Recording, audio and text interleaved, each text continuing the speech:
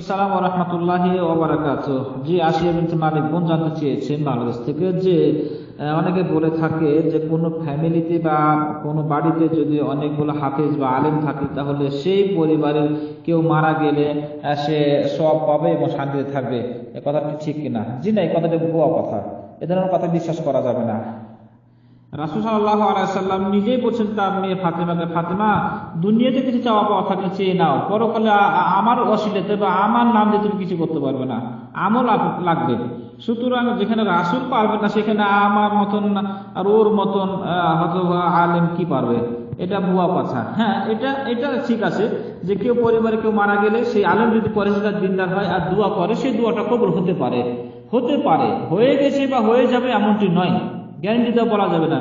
আমাদের দেশের একটা কুপ্রথা আছে যে কোনো কবরের পাশ দিয়ে যদি একজন আলেম হেঁটে যায় তাহলে 40 দিন আযাব মাফ থাকে। এটা জাল কথা। সুতরাং এই ধরনের কথা বিশ্বাস করা যাবে না যে আলেম থাকলে তার আযাব মাফ করে দেওয়া হবে বা তার সওয়াব পাবে, এটা কথা নয়।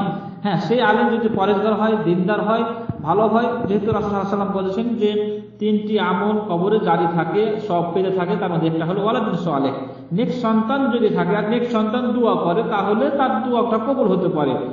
কিন্তু সবার দোয়া যে কবুল হবে, এখন আলেম আছে বেদাতি আলেম, হাফেজ আছে জাহিল হাফেজ, তার শুধুমাত্র হাফেজ কিন্তু আমল নাই, তাহলে কি তার দোয়া কবুল হবে? না, এটা হতে পারে না।